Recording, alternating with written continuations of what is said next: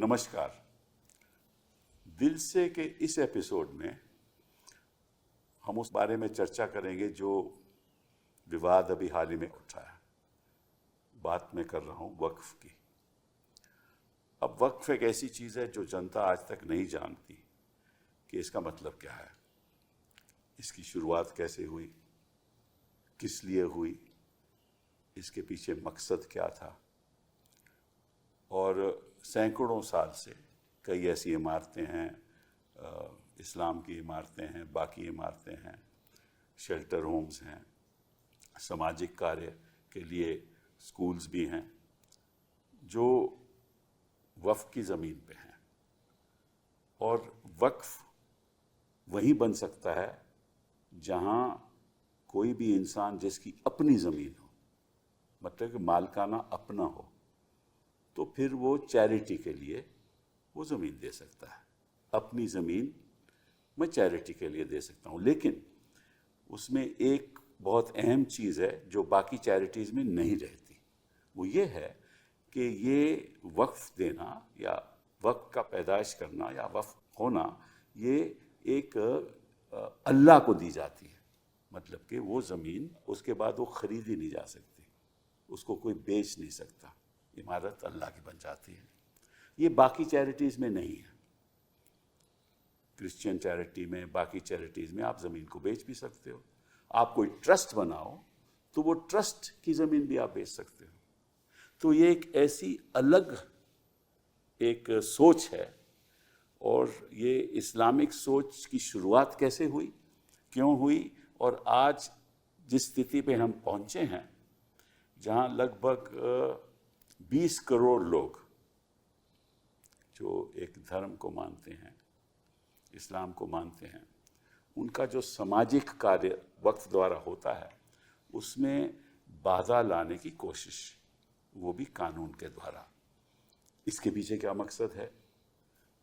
बहस तो supreme court में होगी और कानून के बारीकियों में हम जाएंगे, और मैं एडवोकेट भी हूँ, मैं बहस भी करूँगा, लेकिन उस पर हम आज नहीं जाएंगे क्योंकि वो तो सुप्रीम कोर्ट फैसला करेगी और जो भी फैसला करेगी हमें मंजूर होगा। लेकिन ये क्यों हुआ, कैसे हुआ, सरकार की मंशा क्या है, ये एक बहुत अहम मुद्दा है। और ज़मीन पे स्थिति क्या है इस कानून के बाद, उसके बारे में बात करेंगे। और हमारे साथ 3 ऐसे लोग हैं जो जानकार हैं, ज़मीनी लोग हैं, धर्म के लोग हैं, और ऐसे लोग हैं जिनके द्वारा जो जानकारी आप लोगों को मिलेगी, शायद मुझे विश्वास है कि आपको थोड़ा समझ आएगा कि इसके पीछे क्या कोई राजनीतिक षड्यंत्र है या समाज के लिए कुछ सरकार कर रही है। एक बात मैं खुद कहना चाहता हूँ कि ऐसा नहीं है कि हर वक्फ में जो वहाँ मुतवल्ली बैठा हुआ है वो साफ़ सुथरा है, ये भी नहीं है। वहाँ भी करप्शन है और करप्शन को मिटाने के लिए कदम भी उठाए जाने चाहिए, और जो सरकार भी कदम उठाएगी हम उसके साथ रहेंगे। लेकिन इसका ये मतलब नहीं कि वक्फ की आप जो कॉन्सेप्ट है वो भी उसको ख़त्म कर दो और ख़त्म करने का प्रयास करो। तो सबसे पहले मौलाना महमूद मदनी साहब, बहुत बहुत शुक्रिया आपका यहाँ आए। आप एक इस्लामिक स्कॉलर हो, पॉलिटिशियन हो, सोशल एक्टिविस्ट हो। आपने शिक्षा के बारे में, नेशनल इंटीग्रेशन में, कौमी एकता में बड़ा काम किया है। और आपके पिताजी तो बहुत एक इस्लामिक स्कॉलर थे, मौलाना असद मदनी साहब। आपके ग्रैंडफादर भी, और मौलाना असद साहब तो पार्लियामेंटेरियन भी थे, और आपके ग्रैंडफादर भी फ्रीडम फाइटर थे, थियोलॉजियन से। तो आपको तो इन चीज़ों पे बहुत जानकारी है, तो बहुत बहुत शुक्रिया आपका आने का। दूसरी बात आपसे कहना चाहता हूँ कि आप जमायत उलामा हिंद के प्रेसिडेंट रहे, और फिर जहाँ बंटवारा हुआ तो पहले आप जनरल सेक्रेटरी भी थे, फिर आप प्रेसिडेंट बने। तो एक बहुत भारी संस्था आप चला रहे हैं और कार्य कर रहे हैं, बड़े लोगों के फ़ायदे के लिए कार्य कर रहे हैं। और 2006 से 12 तक आप राज्यसभा के मेंबर रहे। उस समय मैं लोकसभा में था, आप राज्यसभा के मेंबर रहे। और आपने इराक के खिलाफ जो साजिश हुई उसके बारे में आपने काफ़ी चर्चा की। और आप सेंसिटिव हो, माइनॉरिटीज़ राइट के प्रति सेंसिटिव होना भी चाहिए। जो देश में, अगर लोकतंत्र देश में ऐसा नहीं होगा तो कौन करेगा। तो बहुत बहुत धन्यवाद आपका यहाँ आने का। संजय जी, जब आप पार्लियामेंट में बोलते हैं तो दीवारें भी गूंज जाती हैं, हिलती हैं थोड़ी बहुत, क्योंकि आप सत्ता पक्ष तो हिला ही देते हो, लेकिन वो 7 स्टार दीवारें भी हिलती हैं। ऐसी आपकी आवाज़ है, और जो आप तथ्य रखते हो तो जो सत्ता पक्ष है वो तिल मिलाता जाए। मैं कई बार आपको देखा है, आपने शुरुआत माइनिंग इंजीनियर के डिप्लोमा होने से की, उड़ीसा में आपने डिप्लोमा लिया, उसके बाद आपने बड़े सामाजिक काम किए, सुल्तानपुर समाज सेवा संगठन बनाया आपने, लगभग मेरा ख्याल कई साल, 16 साल आपने हॉकर्स की लड़ाई लड़ी। तो आप हमेशा इस पे जुड़े हुए हैं, सामाजिक कार्य में जुड़े हुए हैं। उसी सामाजिक कार्य के द्वारा अन्ना कमेटी के आप मेंबर रहे, और कांग्रेस सरकार को आप लोगों ने दिल्ली में साफ कर दिया। हाँ, इसमें भी थोड़ी रंजिश है मुझे भी। खैर वो तो अलग बात है।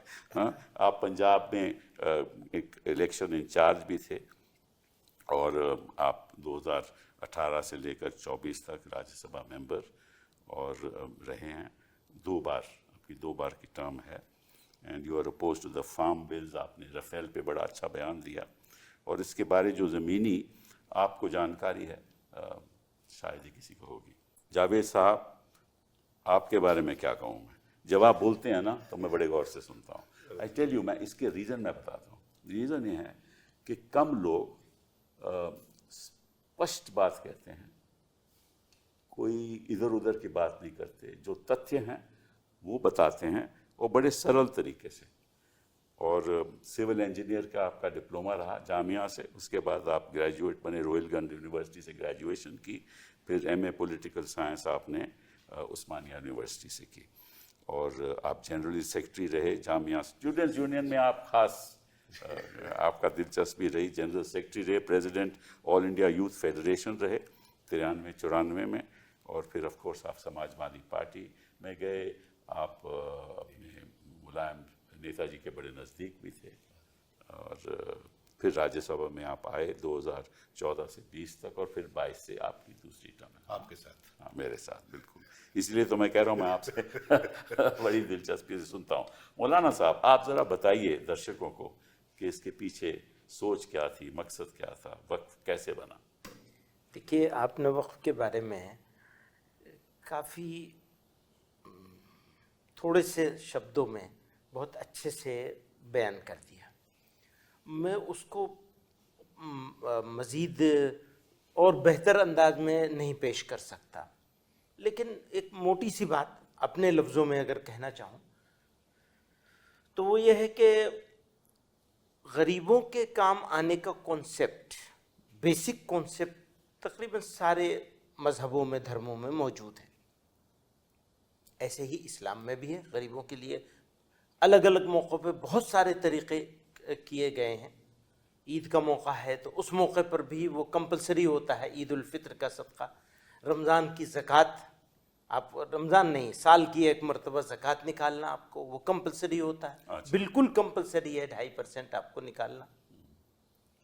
तो इसी के साथ साथ ये बात आई कि कुछ ऐसी चीज़ क्रिएट की जाए जो रेगुलर आदमी रहे या ना रहे। ये शुरुआत कहाँ से हुई? ये पैगम्बर अलैहिस्सलाम के ज़माने में, हमारे प्रॉफिट हज़रत मोहम्मद सल्लल्लाहु अलैहि वसल्लम के ज़माने में वो बाग था, और उसकी इनकम का उन्होंने गरीबों को, यतीमों को बांटना शुरू किया, और फिर एक फ़ैसला हो गया कि भाई अब इसको चेंज नहीं किया जाएगा, इसके नेचर को, इसको किसी चीज़ को न तो नेचर को चेंज किया जाएगा, न प्रॉपर्टी को चेंज किया जाएगा, ये बाकी रखा जाएगा। बेच नहीं सकते, अल्लाह को। हाँ, ये हुक्म हो गया कि ये अल्लाह के लिए, क्योंकि दान जब करेगा तो अल्लाह ही के लिए करेगा, तो वो प्रॉपर्टी फिक्स हो गई। अब इसके फ़ायदे भी हैं, लोग बताते हैं, नुकसान भी है।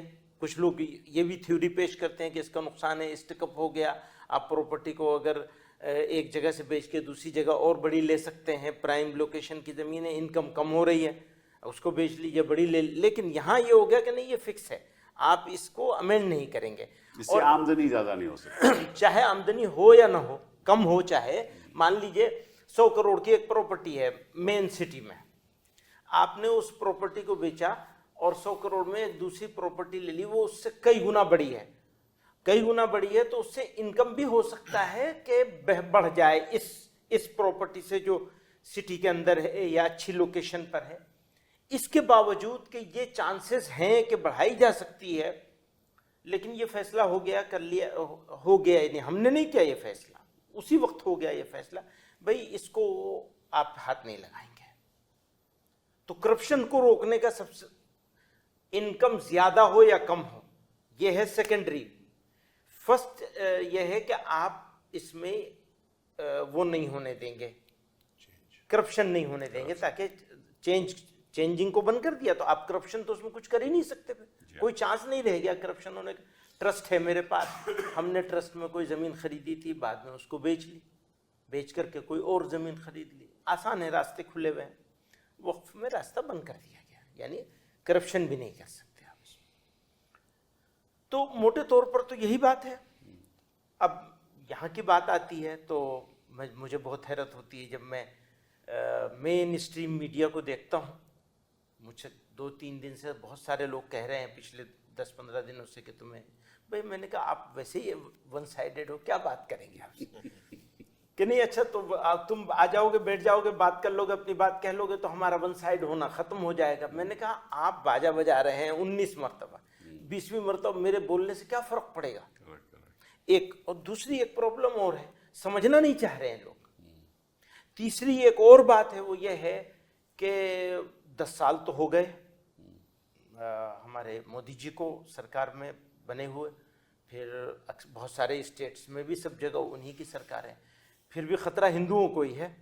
सॉरी मैं ये लफ्ज़ यूज़ नहीं करता हूँ, लेकिन एक पर्टिकुलर कम्युनिटी को ही खतरा है जो कि मेजोरिटी में भी है, जिसकी सरकारें भी हैं। अब वो खतरे दिखाते रहेंगे कि साहब ये इन्होंने उंगली रख दी। नहीं, वो तो कह रहे हैं कि हम सुधार लाना चाहते हैं। अब वो दोनों बातें कर रहे हैं, एक तरफ ये बात चल रही है कि सुधार लाना चाहते हैं, ये बहुत सोफिस्टिकेटेड बात है और इस सुधार को समझ में भी आती है कि हाँ भाई बहुत अच्छी बात है, आप सुधार लाना चाहते हैं। तो सुधार लाने के लिए आपने जो प्रोविजन आप नए लेकर के आए, इसमें तो बेचने वाले, खरीदने वाले और करप्शन करने वाले के लिए रास्ता आपने आसान कर दिया। तो सुधार कैसे मानेंगे? कल भी मैं बहस कर रहा था किसी, भाई सुधार कैसे मान लेंगे, जरा ये तो समझा दिया जाए कि जिसने करप्शन किया उसको और टाइट करना चाहिए। वो कहते हैं, थोड़ा सा, I am sorry to interrupt, वो कहते हैं कि भैया ये जो ज़मीन है ये आपने ऐसी ज़मीन पे कब्जा कर रखा है जो वक्फ है नहीं। हाँ, ये एक बात आती है, ठीक है ना, बिल्कुल सही है।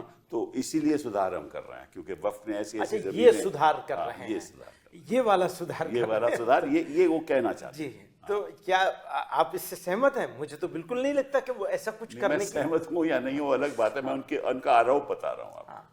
तो उस आरोप का जवाब तो मेरे से अच्छा तो क्या नाम है संजय जी, आप बताइए कि ये आरोप। सर, पहली बात तो ये कि मोदी जी मुसलमानों का भला करने के लिए कानून लेके आए, ये कहा जा रहा है, ये अपने आप में एक झूठी और बेबुनियाद बात है। मोदी जी देश में नफरत फैला के, झगड़े करा के, समाज को बांट के अपनी राजनीति का उल्लू सीधा करना चाहते हैं। इस मकसद से बिल लाया गया। आप समझते हो राजनीतिक सोच है और कुछ नहीं है। और मैं ये बात इसलिए कह रहा हूं कि इसके दो पक्ष हैं। एक तो ये कि वो झगड़े कराना चाहते हैं और दूसरा ये कि इसके जरिए वो अपने दोस्तों को धार्मिक संपत्तियों पे कब्जा कराना चाहते हैं। अच्छा, ये भी एक वजह है और इसका भी मैं कारण आपको बताऊंगा। पहली बात तो आप कह रहे हो कि भाई ये वक्फ जो है वो कहीं भी आदमी अगर घोषित कर दिया तो वक्फ हो जाएगा। हाँ, ये भी है, करेक्ट। किसी भी जमीन पे गया और कह दिया कि साहब ये हमारी जमीन है, ये वक्फ की जमीन है, तो उसकी हो गई। ये कहां से मूर्खतापूर्ण बहस चलाई गई, मैं हैरान हूं। मैं जेपीसी का, मैं भी टीवी की बहस सुन रहा था। मैंने कहा यार ऐसा कुछ होगा तो पूछेंगे जेपीसी में। तो जितने भी विद्वान वहां पे आए, हमने पूछा भाई कहीं पे आपने अगर घोषित कर दिया वक्फ तो वक्फ हो गई, तो उसके 1000 तर्क हम लोगों के सामने, जेपीसी के सामने आए, जिसमें बीजेपी के भी मेंबर बैठे हुए थे। ऐसा कुछ नहीं है।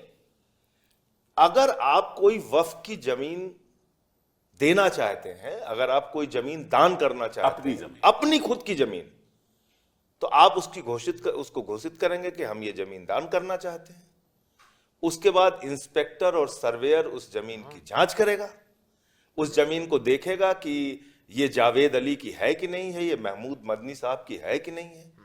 उसके बाद उस पर ऑब्जेक्शन का टाइम देगा कि जावेद अली जी इस जमीन को दान करना चाहते हैं वक्फ बोर्ड को, अगर किसी को कोई आपत्ति हो तो इसको आप इसमें अपनी आपत्ति लगाइए, ये प्रावधान है, ये प्रावधान है।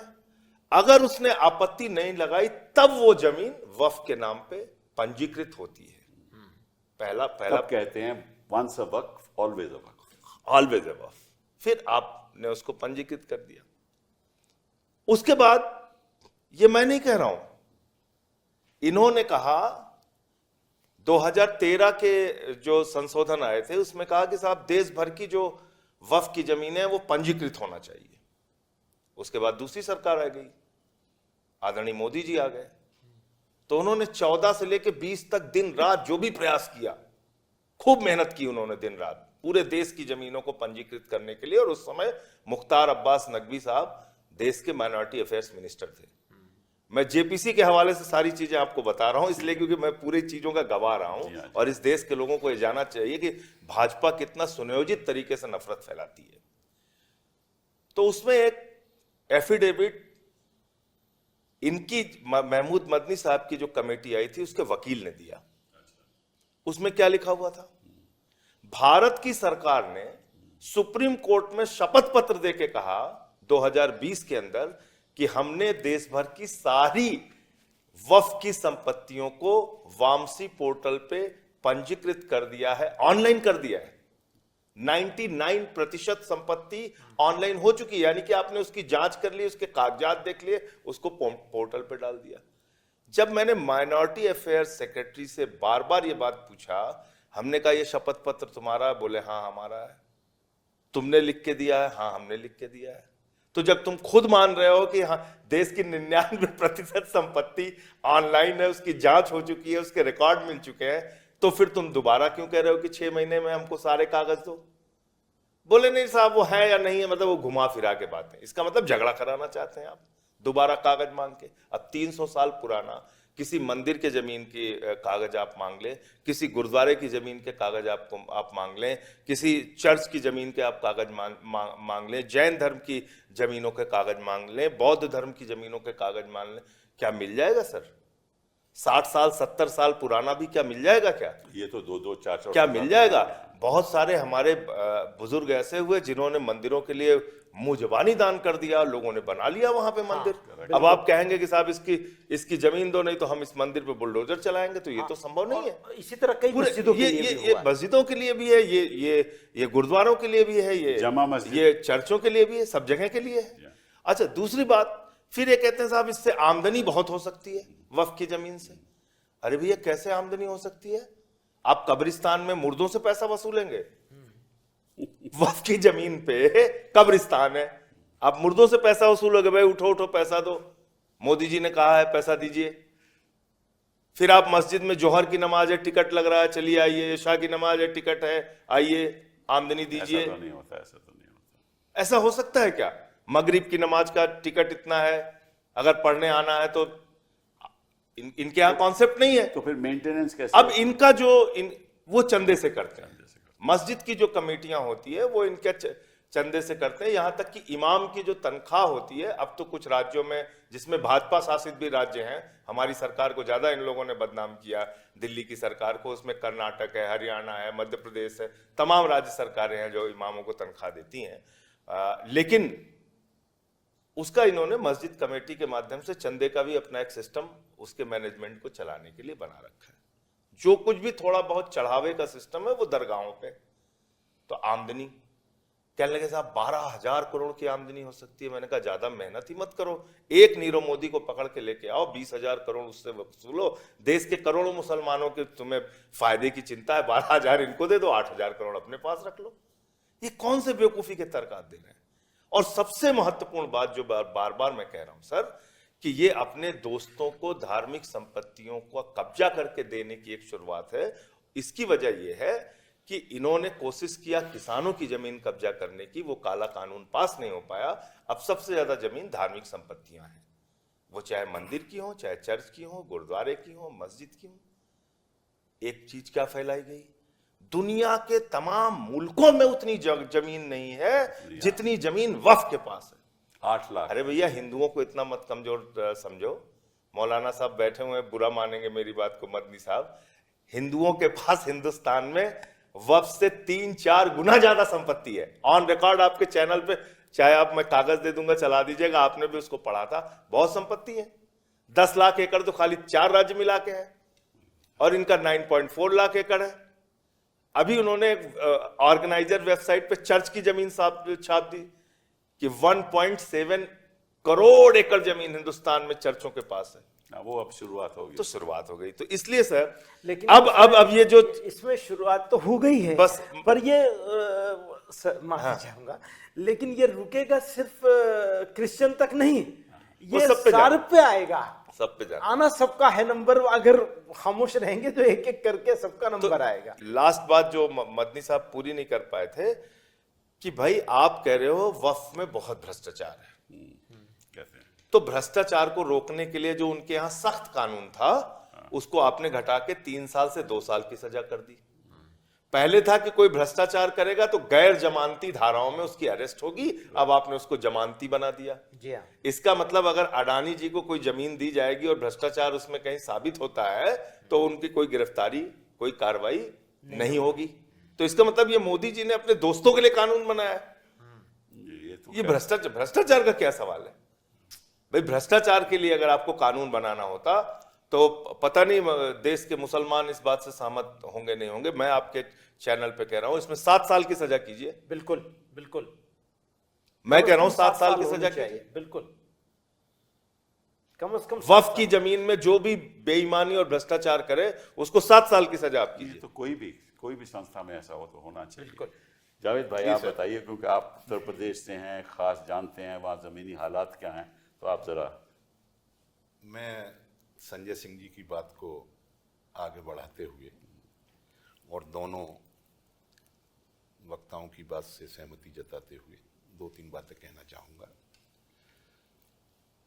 भारतीय जनता पार्टी की सरकार जब से आई है, तब से मुसलमानों के फायदे के लिए इसने कई काम किए हैं। कई काम किए हैं, तो गिनाते तो फायदे हैं, लेकिन उनका जो मकसद होता है उससे पहले इतनी कैंपेन करते हैं कि मुस्लिम कम्युनिटी को एज ए होल डिफेम करने की कोशिश करते हैं। बहुत शानदार पॉइंट है ये। जी हाँ। आते ही इन्होंने शोर मचाया, हज की सब्सिडी इतनी दी जा रही है, इतनी दी जा रही है, हम इसको लेंगे और गरीब मुसलमानों को इससे हम फायदा पहुंचाएंगे। वो हज की सब्सिडी बंद हो गई, उसके बाद एयर इंडिया भी बंद हो गई। क्योंकि एयर इंडिया को बड़ा हिस्सा सब्सिडी के रूप में हज की मिल जाता था, जिससे वो सांस लेती रहती थी, वो इन्होंने खींच लिया, बंद हो। मैं ये पूछना चाहता हूँ, पार्लियामेंट में मेरे बोलने का समय बहुत कम था, इसलिए मैं पूछ नहीं पाया वहाँ, आपके माध्यम से पूछ रहा हूँ। हज की सब्सिडी का जो लाखों करोड़ों रुपया ये बताते थे, जो हज की सब्सिडी पे सालाना खर्च करते थे, 8 साल से बंद है, उसमें तो काफ़ी पैसा इकट्ठा हो गया होगा। वो मुसलमानों के फलाह व बहबूदगी पे, उनके विकास पर, उनके उत्थान पर कहाँ कहाँ खर्च किया।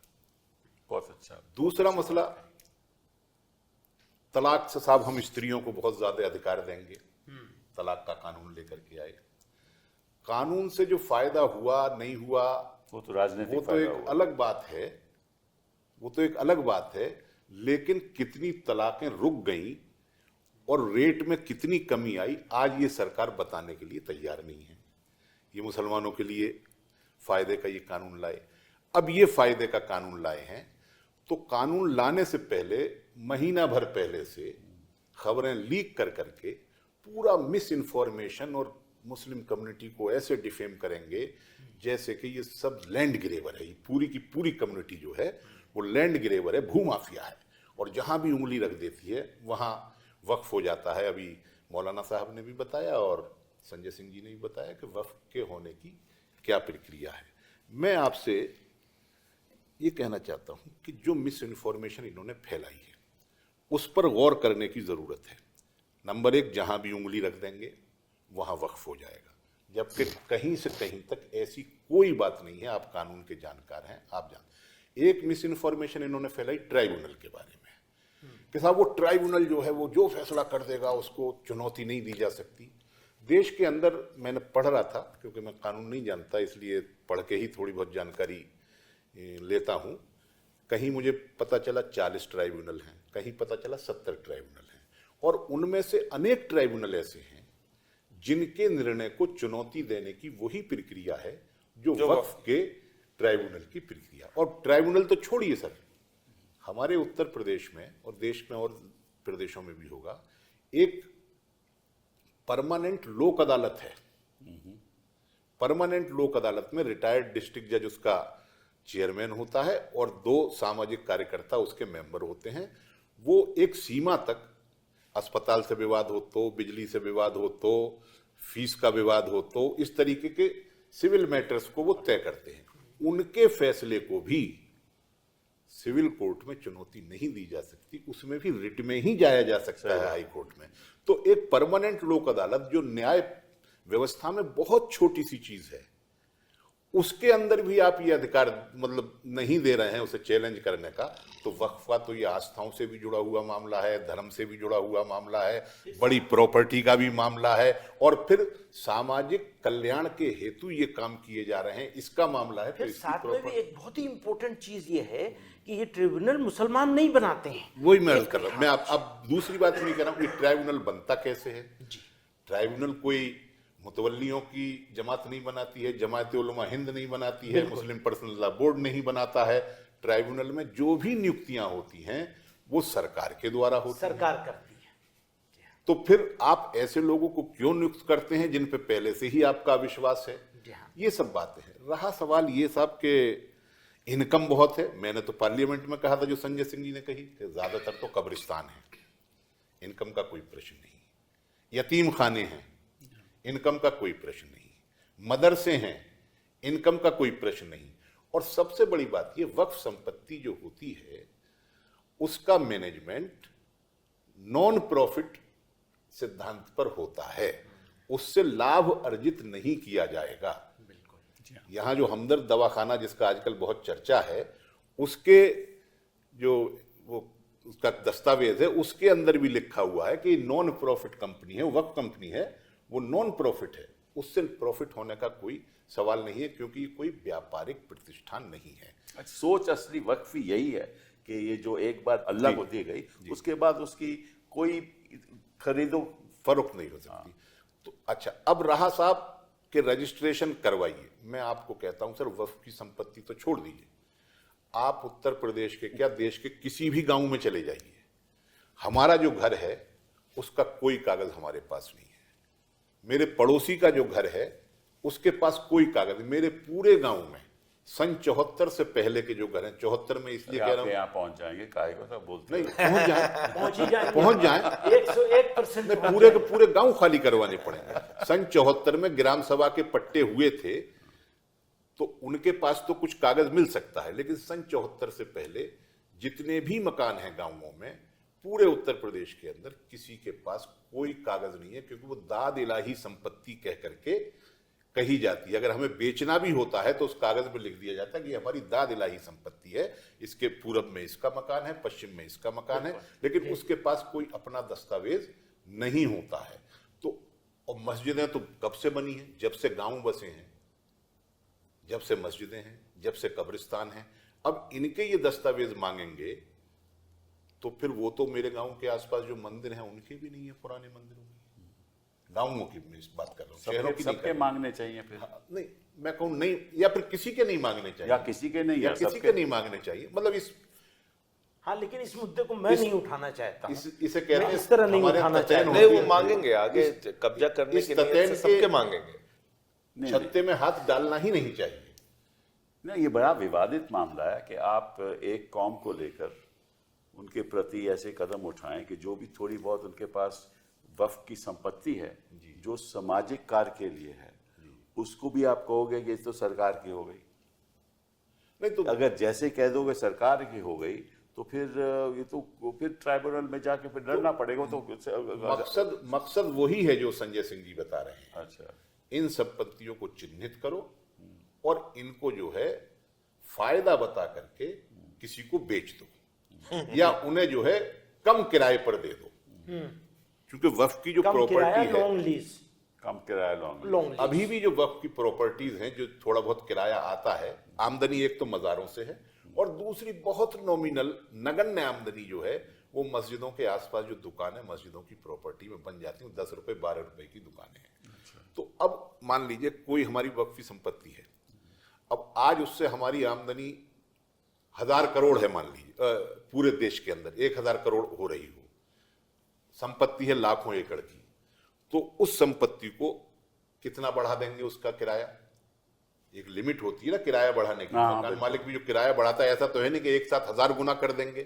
तो जो 10 रुपए की दुकान है उसको जो है 20 रुपए पे कर देंगे, जो 200 रुपए की दुकान है उसको 400 रुपए पे कर देंगे। जो टोटल 1000 करोड़ अगर आता होगा, आना चाहिए इनके हिसाब से, उसे बहुत बढ़ाएंगे तो 1200 करोड़ कर देंगे, 1300 करोड़ कर देंगे, इससे ज्यादा तो कुछ कर नहीं सकते। लेकिन मुद्दा ये नहीं है, मुद्दा ये है कि अपने दोस्तों को फायदा नहीं, पहुंचाना है। वो उस संपत्ति को कम किराया तो बार बढ़ा बार यही बात कह रहा हूँ। वो उनको दे देंगे जी हाँ। और कहेंगे देखिए आपको इससे इतने पैसे मिलते थे, अब हम इस पे जो है 200 करोड़ 400 करोड़ ज्यादा मिलेंगे आपको।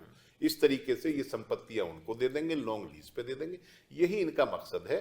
और दूसरा, एक बीजेपी के पास जो फार्मूला या हथियार है सर, वो स्पष्ट हो गया है कि उनके पास डिलीवरी तो कुछ है नहीं। 10-11 साल की सरकार के बाद सिर्फ हिंदू मुस्लिम पोलराइजेशन करना उनका मकसद है और इससे वो लाभ लेते रहे हैं।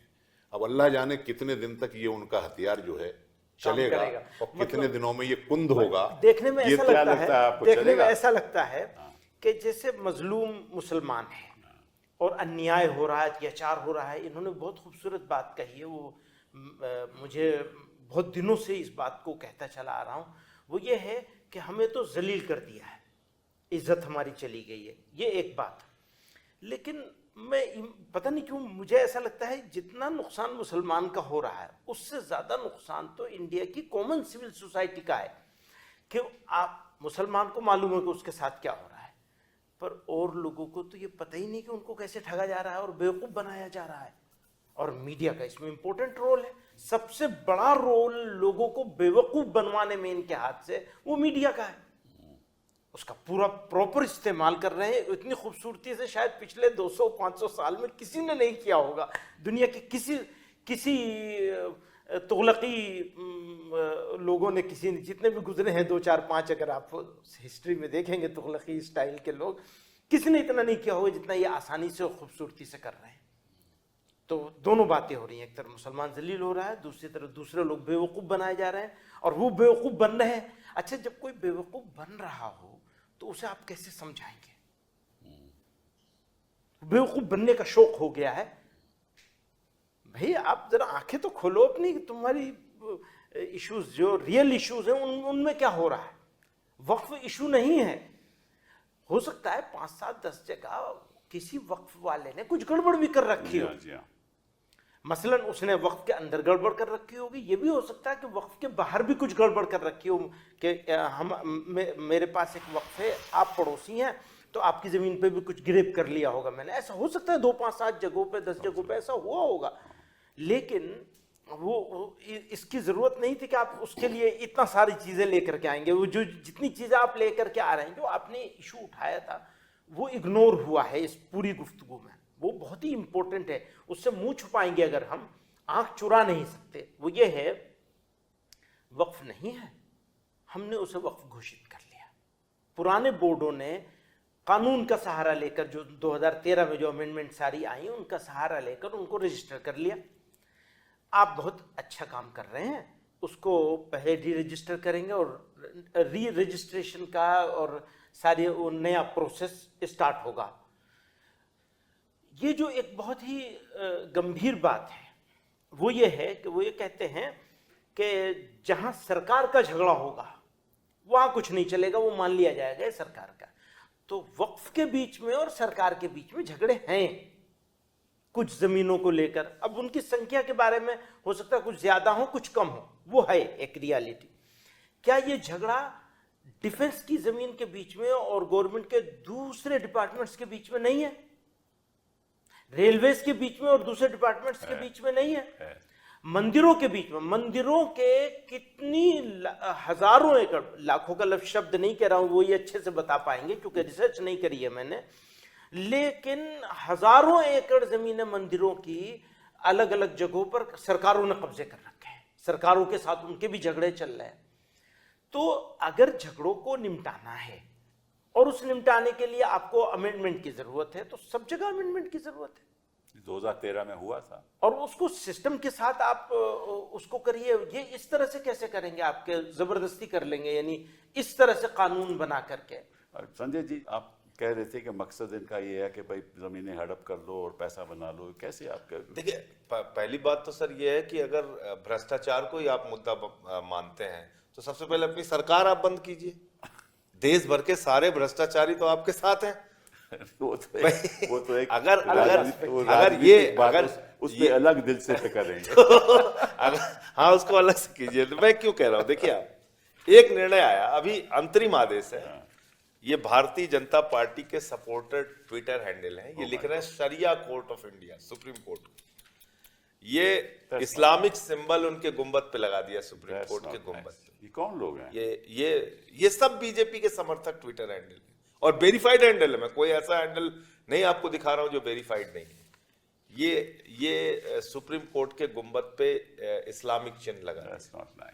ये आप करेंगे इसलिए कि अभी एक अंतरिम आदेश आ गया। इस पे तो बोलना चाहिए, इनका धर्म से क्या लेना देना बोलना चाहिए कि ये गलत है। इनका धर्म से क्या लेना देना है? इसके खिलाफ एक्शन होना चाहिए। इनका मैं ये कहा, आप तो सर लड़ रहे हैं केस को, तो आप इस चीज को आप दिखा सकते हैं।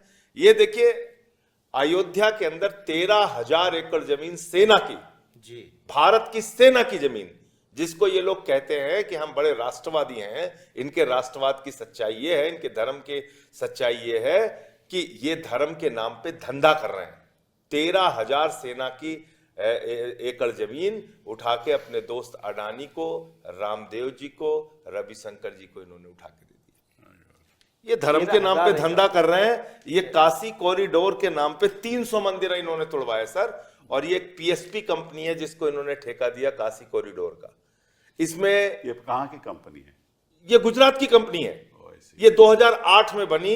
इसके बाद इसको गुजरात में मोदी जी ने विधानसभा बनाने का ठेका दिया, रिवर फ्रंट बनाने का ठेका दिया, मेडिकल कॉलेज बनाने का ठेका दिया, हॉस्पिटल बनाने का ठेका दिया, काशी में काशी कॉरिडोर के नाम पे ठेका दिया। और उसके बाद 14 ठेके उत्तर प्रदेश में अलग अलग जगहों पे योगी की सरकार ने इनको ये कह के, योगी की सरकार से मोदी जी ने बड़ा इनका ड्रीम प्रोजेक्ट इन्होंने काशी कॉरिडोर के नाम पे पूरा कर दिया, इसलिए 8 प्रोजेक्ट इनको मिल गए।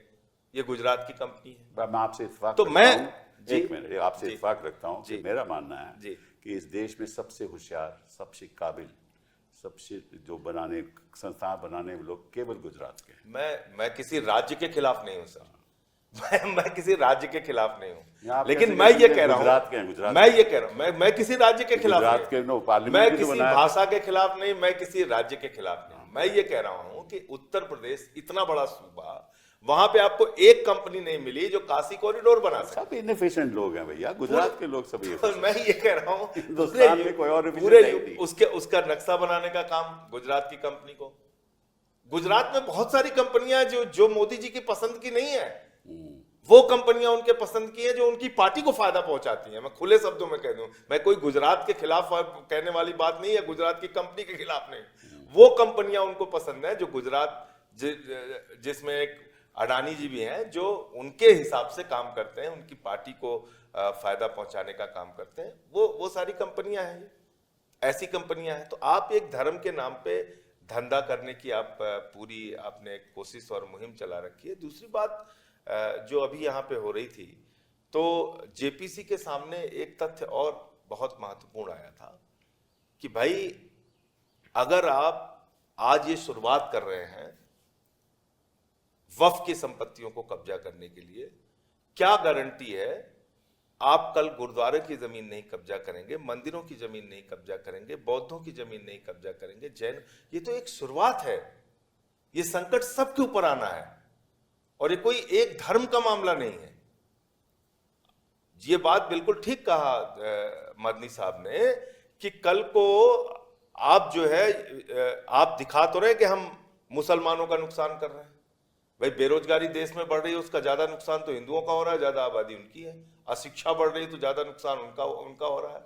स्वास्थ्य की बदहाली है तो ज्यादा नुकसान उनका हो रहा है। 45 लाख करोड़ रुपए शेयर मार्केट में 95 लाख करोड़ रुपए 5 महीने में डूब गए, ज्यादा नुकसान किसका हो रहा है? तो इसलिए ये एक हवा दिखाया जाता है। हाँ, मैं मदनी साहब से ये जरूर कहना चाहूंगा, ये मत सोचिए कि सिर्फ ये मुस्लिम को टारगेट करते हैं। जो इनके खिलाफ बोलता है उसको टारगेट करते हैं। हम लोगों को पकड़ के जेल में क्यों डाला? क्योंकि इनके खिलाफ बोलते हैं। और इस देश की खूबसूरती ये है। मैंने तो अपने बायोडेटा में तो मैंने बताया भी नहीं है किसी को कि आपको जेल में डाला। 6 महीने जेल होके आया क्योंकि इनके खिलाफ बोलता हूं। पवित्र हो गया, पवित्र हो गया। तो इनके खिलाफ बोलिए तो आपको जेल भेज देते हैं। और देखिए सर, ये देश, इस देश में ये नफरत फैलाने में सफल क्यों नहीं होंगे? 232 लोगों ने लोकसभा में इस बिल के खिलाफ वोट दिया। कितने मुसलमान थे? सिर्फ 24। बाकी कितने थे? हिंदू थे, सिख थे, ईसाई थे। सही बात है। 95 वोट राज्यसभा में पड़े। कितने मुसलमान थे? 2, 4, 5। बाकी सारे हिंदू थे, सिख थे, ईसाई थे। आप सुप्रीम कोर्ट में लड़ रहे हैं, आप तो हिंदू धर्म को मानते हैं। हमारी पार्टी की तरफ से जो वकील है वो कश्मीरी पंडित है। मैं तो खुद कहता हूं, कश्मीरी पंडित है। असली में हिंदू मैं हूं, तो मैं कह रहा हूं क्योंकि कश्मीरी मैं पंडित है। तो हिंदू मैंने जो इनको- आदर्श है उन पे चलता हूं। मैंने इनको पार्लियामेंट में कहा कि आप लोग फसाद फैलाने वाले हिंदू हो और हम लोग सौहार्द फैलाने वाले हिंदू हैं। ये बुनियादी फर्क है। इसलिए इस मुल्क को ये तोड़ नहीं पाएंगे। इस देश में ऐसे बहुत सारी करोड़ों की संख्या में सेकुलर लोग के लिए हैं। 3 चीजों की जरूरत होती है। बताइए।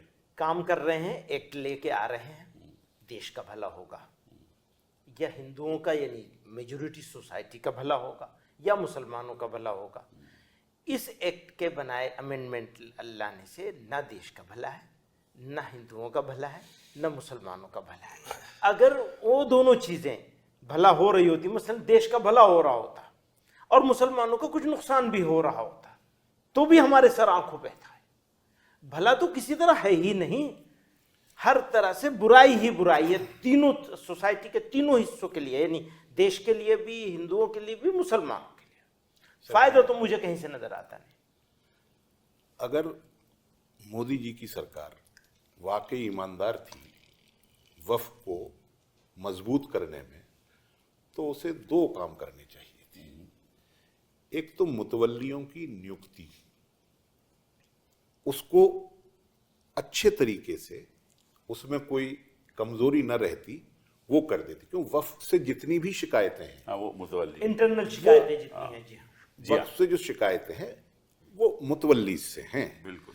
इंटरनल। हाँ, मतलब जो मुसलमानों की भी हैं, जिससे वक्फ को कमजोर कहा जाता है, जिससे वक्फ को बदनाम कहा जाता है, मुतवल्लियों की नियुक्ति जो है वो सही तरीके से इनको कर देनी चाहिए थी। और बोर्ड के गठन में डेमोक्रेसी आनी चाहिए थी। वो जितनी थी वो भी खत्म कर दी, कम कर दी। वही दूसरी बात मैं यही कह रहा था जो हजरत ने कही कि वक्फ का जो मैनेजमेंट की कमेटियां बनती हैं, वक्फ बोर्ड की या वक्फ काउंसिल की, उसको और ज्यादा डेमोक्रेटिक इनको करना चाहिए था। ये काम तो इन्होंने किया नहीं। और किया क्या? मुसलमानों को मजबूत करने का सुबह से शाम तक ये दावा करते हैं। मैंने पार्लियामेंट में भी कहा था, मैं आपके यहाँ दोहराना चाहता हूँ, मुसलमानों के लिए जितनी भी वेलफेयर स्कीम्स थी सब इन्होंने आज सब की सब जो है वो डस्ट। ये सही बात है। प्री मैट्रिक स्कॉलरशिप बंद है, पोस्ट मैट्रिक स्कॉलरशिप बंद है, मदरसा भी बंद और है। अच्छा, मौलाना आजाद फेलोशिप बंद है, फाइनेंस कॉरपोरेशन माइनॉरिटीज के लिए चलता था वो बंद है, उर्दू के प्रमोशन के लिए जो NCPUL है वो बंद पड़ी है। और मेरे पास एक प्रोग्राम था जो 15 सूत्रीय प्रोग्राम प्रधानमंत्री का कहा जाता था, प्रधानमंत्री का नया 15 सूत्रीय कार्यक्रम अल्पसंख्यकों के कल्याण हेतु। उसके अंदर करीब 28 पॉइंट थे जिसमें ये किया जाएगा, ये किया जाएगा, ये किया जाएगा। वो बिल्कुल डिफंक्ट पड़ा है। जितनी भी माइनॉरिटीज के वेलफेयर के लिए स्कीम थी, उनका बड़ा फायदा मुसलमानों को ही मिलता था। ये भी सत्य पंचर बनाते हैं। है। और अब कह रहे हैं पंचर बनाते हैं। नहीं, हम लोग पकौड़ा बनाते हैं, आप पंचर बनाते हैं, हम पकौड़ा बनाते हैं। तो ये बातें मैं कहना चाहता हूँ, इस सरकार ने सिर्फ मुसलमानों को डिफेम करने के लिए और मुसलमानों के बारे में अनाप शनाप एक परसेप्शन बनाने के लिए इस बिल का वो इस्तेमाल कर रहे हैं। और फायदा थर्मामीटर लेके राष्ट्रभक्ति इनकी चेक करते हैं रोज। हाँ, रोजाना। जिन लोगों का आजादी के आंदोलन में 1 पैसे का योगदान नहीं रहा, जिन्होंने 12 साल तक अपने मुख्यालय पे नागपुर में तिरंगा झंडा नहीं फहराया, जिन लोगों ने अंग्रेजों के साथ मिलकर क्रांतिकारियों के खिलाफ मुखबिरी करने का काम किया, वो राष्ट्रभक्ति सबकी चेक करते रहते हैं, किसी को भी गद्दार बोल देते हैं। इस बिल को लेके हम लोगों ने जो बातें की, तो हमारे पोस्टर लगाए गए हैं। हाँ, नहीं, वो तो खैर हम सभी के तो ये है। सर, जो संजय सिंह जी बता रहे थे कि इसके खिलाफ सुप्रीम कोर्ट तक के खिलाफ एक कैंपेन करना शुरू कर देखिए दी आप। है। Not nice, not nice. ठीक, सही। एक आखिरी सवाल आपसे पूछना चाहता हूँ, फिर ये चर्चा को हम खत्म करेंगे। कि जहाँ तक मंदिरों का सवाल है, आपने कहा कि उनके पास भी लाखों एकड़ की ज़मीन है, अच्छी बात है। लेकिन उनको फ़ायदा इस बात का है कि लोग आकर वहाँ बड़े बड़े चढ़ावे देते हैं। इस देश में आज नहीं, लेकिन सैकड़ों साल मंदिर की संपत्ति बढ़ती रही। हाँ, खूब संपत्ति। उसके द्वारा वो ट्रस्ट बनाकर कॉलेज चलाते हैं, शिक्षा का बड़ा अच्छा काम करते हैं, ठीक है ना। तो उनके पास संपत्ति भी है और उस संपत्ति से वो पैसा भी बनाते हैं, उससे वो सामाजिक कार्य भी करते हैं, अच्छे अच्छे कार्य हो रहे और हैं बड़े कई अच्छे जगहों कार्य करते हैं। कई जगहों। ये तो बहुत अच्छी बात है। जी हाँ, बिल्कुल। लेकिन जो समाज और जो वक्फी प्रॉपर्टी है, जहाँ ऐसा कुछ है ही नहीं, जहाँ कमाने का साधन ही नहीं है, इन्होंने ये नहीं सोचा कि भैया ये सर्वाइव कैसे करेंगे, क्योंकि इनके पास तो कोई ऐसा साधन है नहीं। सर तो ये इसलिए मुझे इस सोच पे शक है। बस एक बात सर इस पे कह दूं, जो जावेद भाई ने कहा कि भाई ट्रिब्यूनल के बारे में एक अफवाह फैलाई जाती है कि इसका फैसला अंतिम है। ट्रिब्यूनल के फैसले के खिलाफ तो हाई कोर्ट के फैसले आए हैं, सुप्रीम कोर्ट के फैसले आए हैं, वक्फ बोर्ड के ट्रिब्यूनल के फैसले के खिलाफ कई फैसले आए हैं। और देश भर में सर बहुत सारे हिंदू एंडोमेंट एक्ट बने हुए हैं, उनके बोर्ड बने हुए हैं, और उनको भी वही सारे अधिकार हैं जो वक्फ बोर्ड को है। हिंदुओं के ट्रस्ट और बोर्ड वो को संपत्ति भी बढ़ा सकते हैं। वक्फ को कोई ऐसा साधन नहीं है। मैं ये बात आपके सामने रखना चाहता हूं। मैं वही कह रहा हूं कि, लेकिन सर उसमें तो फिर संविधान आ जाता है, जिसका जिक्र आप बार बार कहते हैं कि संविधान की धारा 26 क्या कहती है कि अलग अलग धार्मिक मान्यताओं के हिसाब से अलग अलग धर्म के मानने वाले लोग अपनी धार्मिक संपत्तियों का प्रबंधन करेंगे और अपने हिसाब से पूजा अर्चना उपासना इबादत वो अलग, मैं एक और बात कह रहा था। तो मान लीजिए इनके यहाँ चढ़ावे का सिस्टम नहीं है, इनको छोड़ दीजिए, अपना प्रबंधन अपने हिसाब से करें। मैं एक और बात कह रहा था कि भाई अगर वक्फ के द्वारा थोड़ा बहुत मुस्लिम समाज को फायदा होता है, और मुस्लिम समाज के पास ऐसा साधन भी नहीं है कि वो अपनी कम्युनिटी में इतना पैसा खर्च कर सके जो हिंदू टेम्पल्स करते हैं, मतलब कि उनके अपनी संपत्ति से वक्फ के द्वारा ये साधन भी नहीं है कि वो बड़ी बड़ी इंस्टीट्यूशंस बना सकें, लोगों को शिक्षित कर सकते हैं, वो भी नहीं है। तो थोड़ा बहुत सामाजिक कर भी रहे थे, उसको भी आप खत्म करना चाहते हैं। खत्म करना ये बात मैं और आपको अगर चिंता है तो अपने 2-4 जो चोर दोस्त बाहर भागे उनको पकड़ के लेके आइए, उनको दीजिए। सर, मैं अंतिम बात ये कहना चाहता हूँ अपनी तरफ से आपसे कि जो नेताओं को करना था वो पार्लियामेंट में कर लिया, जो उलेमाज को करना था, इन्होंने जो बीजेपी की कैंपेन थी उसके खिलाफ लोगों में एक जागरूकता चलाई, वो इनका काम भी अब मामला सुप्रीम कोर्ट में है। अब ये जो हमारे देश के न्याय शास्त्री हैं या जो हमारे देश के अधिवक्तागण हैं, खासतौर से आपके जैसे, अब ये जिम्मेदारी उनकी है, क्योंकि संविधान को चुनौती है, आर्टिकल 26 को चुनौती है। बुनियादी बात तो वहीं से शुरू हो रही है। और मैं तो प्रोग्राम में आने से पहले ये सोच रहा था कि इस प्रोग्राम का फॉर्मेट कुछ उल्टा हो गया, सवाल हमें आपसे पूछना चाहिए। क्योंकि मैं काउंसिल हूँ और मैं बहस करूंगा, उचित नहीं है जी कि मैं ये सवाल आज रखूं और अपनी बात मैं जो सोच रहा था, करेक्ट, सवाल हमें पूछने चाहिए। मैंने इसलिए ये चर्चा की क्योंकि जनता को मालूम नहीं है। जो जानकारी आप लोगों ने आज इस प्रोग्राम द्वारा जनता को दी है ना, वो आज तक जनता को मालूम नहीं है। तो अगर जनता को ये इन्फॉर्मेशन मिलेगी उनको ये समझ आएगा कि इसके पीछे कोई मुसलमानों के प्रति उनके कोई सोच नहीं है, ये एक अलग ही सोच है, कुछ राजनीतिक, कुछ आर्थिक। बहुत बहुत धन्यवाद आपका।